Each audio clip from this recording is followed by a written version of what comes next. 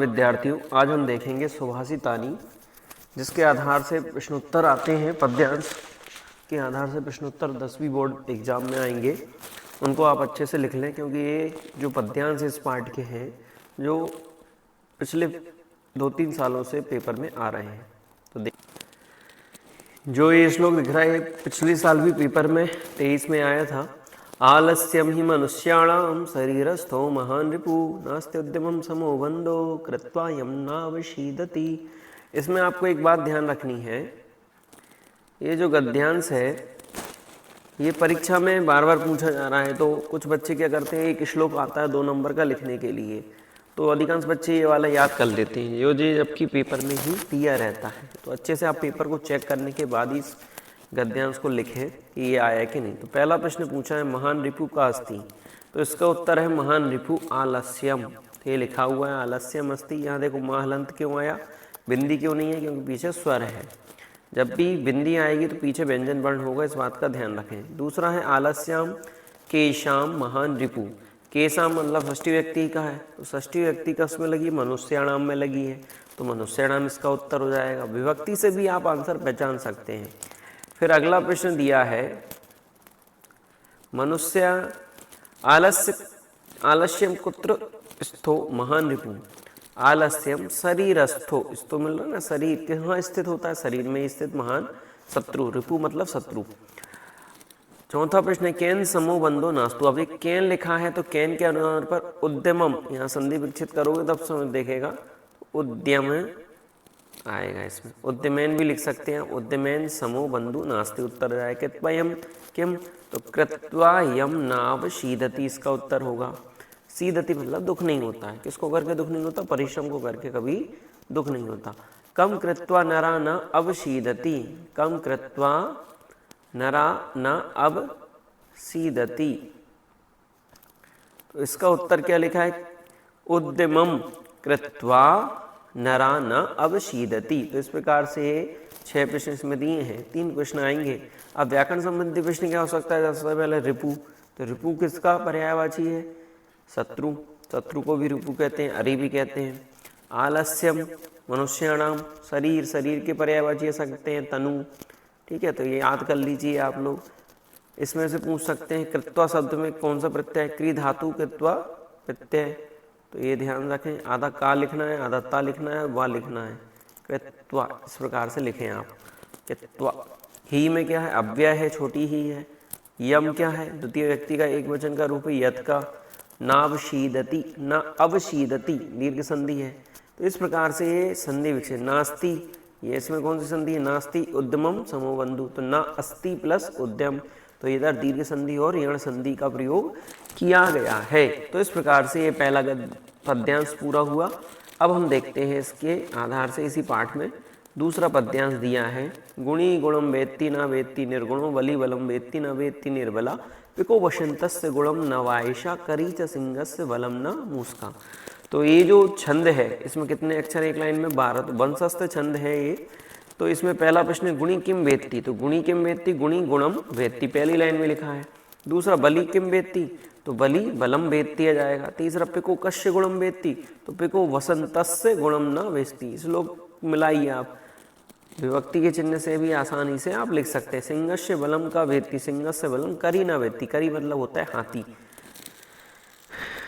और सिंहस्य बलम किम ना जानाती, तो सिंहस्य बलम मूसकम, मूसका अर्थात चूहा, ना जानाती नहीं जानता है।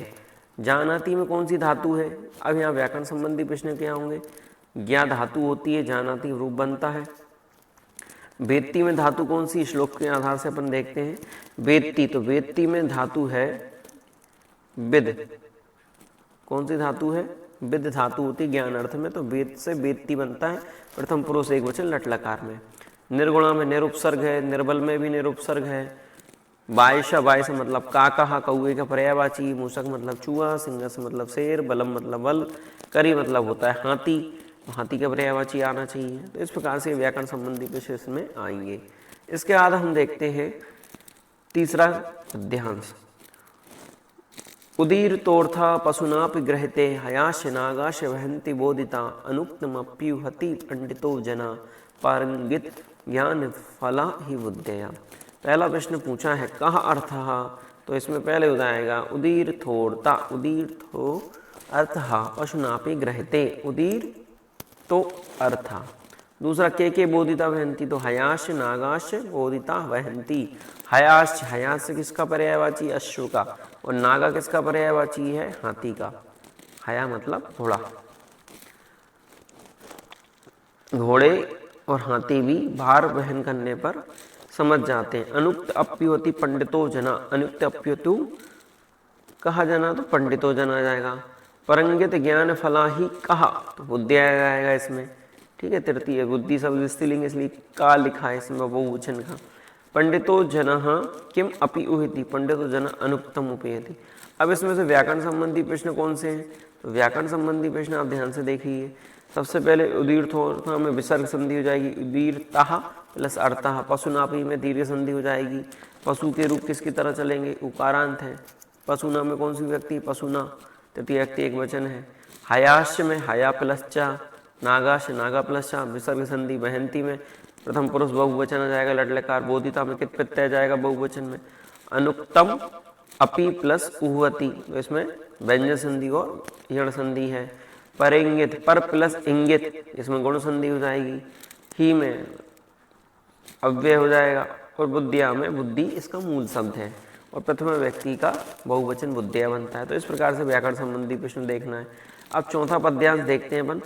मृगा मृगै संग मनु व्रजंती, गावाश गोवी तुर्गास्तुरंगै, मूर्खाश मूर्खै सुदिया सुदीभि, समानशील वैष्णेषु सख्यम। तो ये वाला जो छंद है इसकी प्रत्येक लाइन में कितने अक्षर हैं? 11। तो 11 अक्षर हैं इसमें, है ना। उपजाति छंद है लगभग। इसमें मृगा कही संग अनुव्रजंती, तो मृगों की मृगों के साथ पहली लाइन में मृगा ही आ जाएगा। प्रथमा और तृतीय व्यक्ति का बहुवचन का प्रयोग किया गया है। गावाश गोभी, तो गावाश में प्रथमा का बहुवचन और गोभी में तृतीय का बहुवचन। तो गावा अर्थात गाय की, गायों के साथ संगति होती है। संग अनुवर्जती मतलब संग होती, संगति। मूर्खों की मूर्खों के साथ, तो अधिकांश प्रश्न बन जाएंगे, ठीक है। तुरग मतलब भी घोड़ा होता है, घोड़ों की घोड़ों के साथ। तुरग पर्यायवाची घोड़ा आ गया, तुरग हो गया, हया आ गया, ठीक है। अश्वा हो गया, ये घोड़े के पर्यायवाची पूछे जा सकते हैं। सुधिया मतलब विद्वान, तो सुधियों की अर्थात सुधियों के साथ। तो ये प्रश्न के अनुसार के मूर्खई मूर्खाश मूर्खई, के सुधी भी सुधिया सुधी भी, संग अनुव्रजंती, केशु सख्यम समानशील वैष्णेषु सख्यम। तो इस प्रकार से प्रश्नों का उत्तर देखना है। तृतीय बहुवचन है जिसमें भी गोभी, तुरंगई, सुधी भी, मूर्खई, ये पुल्लिंग है तो आई आएगा और स्त्रीलिंग है तो ई गोभी आएगा, या उकारांश कोई शब्द है। तो इसमें अधिकांश में तृतीय व्यक्ति का प्रयोग है। मूर्खाश में मूर्खा प्लस च विसर्ग संधि हो जाएगी। संज्ञम अनुव्रजंती में व्यंजन संधि हो जाएगी, अनुस्वार व्यंजन संधि। और व्रजंती शब्द में कौन सा है? प्रथम पुरुष बहुवचन। वैष्णेषु सप्तमी व्यक्ति बहुवचन। इस प्रकार से आपको याद करना है। व्याकरण संबंधी प्रश्न भी आएगा तीसरा। अब एक और इसका पद्यांश जो दिया है पांचवा, वो और देख लेते हैं। आमंत्रम आमंत्रमक्षरम नास्ति, नास्ति मूलमनौषधम, अयोग्य पुरुषा नास्ति, योजक तस्त्र दुर्लभा। ये अनुष्टुप छंद है, इसमें 32 अक्षर होते हैं, प्रत्येक चरण में 4 पद होते हैं। आमंत्रम किम नास्ति, तो आमंत्रम अक्षरम नास्ति, इसका पहला उत्तर हो जाएगा। आमंत्रम अक्षरम नास्ति। इसके नास्ति मूलम किम अस्ति, नास्ति मूलम अनौषधम अस्ति। अयोग्य पुरुषा नास्ति, अयोग्य कहा नास्ति, अयोग्य पुरुषा नास्ति। तत्र कहा दुर्लभ, तत्र योजक, योजक मतलब जोड़ने वाला कैसा होता है? दुर्लभ। अब इसमें से व्याकरण संबंधी प्रश्न क्या बनेगा? सबसे पहले तो नास्ति का संधि विच्छेद पूछा जाएगा। ना प्लस अस्ति हो जाएगा, दीर्घ संधि हो जाएगी। मूलम अनौषधम में व्यंजन संधि हो जाएगी। अयोग्य में समास, अमंत्र में समास कौन सा होगा? नय तत्पुरुष। योग्य नः न मंत्रः, इस प्रकार से समास भी जानना। योजक तत्र में विसर्ग संधि हो जाएगी। सा है जो आधा तो विसर्ग हो जाएगा। जिस शब्द में तीनों शाह आधे मिलते हैं तो विसर्ग हो जाता है। दुर्लभ में दुरुपसर्ग है। तो इस प्रकार से व्याकरण संबंधी प्रश्न पूछे जा सकते हैं। छठवां इसमें श्लोक और दिया है तो उसको और देखते हैं। छठवां और सातवां। सबसे पहले संपत्तौ च विपत्तौ च महताम एक रूपता, उदय सविता रक्तो रक्तश्चास्त मये तथा। तो केसु महताम एक रूपता, संपत्तौ च विपत्तौ च महताम एक रूपता। सुख में और दुख में संपत्तौ का अर्थ है सुख और विपत्तौ का अर्थ है दुख। संपत्तौ च विपत्तौ च केशाम एक रूपता, तो महता में एक रूपता, महता मतलब महान सज्जन पुरुष की बात कर रही है, एक रूप होती है सज्जन पुरुष। उदय सविता कथम भवति, उदय सविता रक्तः, रक्ता मतलब लाल होता है, अस्तमय का रक्तः, सविता, सविता किसका पर्यायवाची, सूर्य का। तो सूर्य के पर्यायवाची कौन कौन से हैं, दिनकर, दिवाकर, ठीक है, आदित्य, सविता, भास्कर, भानु, सूरज मत लिख देना, सूर्य, इस प्रकार से इसको पर्यायवाची लिखना है। उसमें रक्ता, रक्ता, विसर्ग संधि, चा, अस्त में दीर्घ संधि, इस प्रकार से महताम एक रूपता, तो महताम एक रूपता में कौन सी संधि हो जाएगी, व्यंजन संधि हो जाएगी। महताम प्लस एक रूपता, तो इसमें कौन सी संधि हो जाएगी आपकी, व्यंजन संधि, अनुस्वार व्यंजन संधि। जिसमें भी माँ दिख रहा है तो व्यंजन संधि। उदय में सप्तमी व्यक्ति एक वचन है, सविता के पर्यायवाची लिख लीजिए। विचित्रे खलु संसारे नास्ति किंचित् अनर्थकम्, अश्वचेद धावने वीरा भारस्य वहने खरा, कुत्र किंचित निरर्थकम नास्ति, तो विचित्रे खलु संसार किंचित निरर्थकम नास्ति, इस विचित्र संसार में कुछ भी निरर्थक नहीं है। विचित्रे खलु संसार किम नास्ति, विचित्रे खलु संसार किंचित निरर्थकम नास्ति। धावने का वीरा, दौड़ने में कौन वीर है, अश्वः। खरा कुत्र वीरा, भारस्य बहन, बाहर को ढोने में खर मतलब गधा, ठीक है।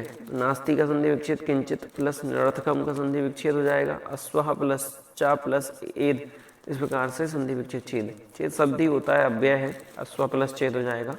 तो इस प्रकार से इसमें से आपको पद्यांश के प्रश्न आएंगे। तो ये ऐसे पद्यांश हैं जिनके बाहर एक भी पद्यांश आपका परीक्षा में नहीं जाएगा, दो आएंगे। मान लीजिए किसी और पाठ का भी आता है, तो इन 7 पद्यांश में से एक पद्यांश, 7 पद्यांश में से 7 पद्यांश में से एक पद्यांश तो आपको 100% और यही प्रश्न आपकी परीक्षा में आने वाले हैं। सभी इस वीडियो को शेयर कर दीजिए, लाइक कर दीजिए और चैनल को सब्सक्राइब नहीं किया तो कर दीजिए, और 10वीं के विद्यार्थियों तक इस वीडियो को जल्दी से जल्दी पहुंचा दीजिए। पेपर बहुत नज़दीक है, आपको अगर कोई चीज़ समझ में नहीं आई है तो उसको वीडियो आप कमेंट में करके बता दीजिए, जिससे हम उस वीडियो को आप तक पहुँचा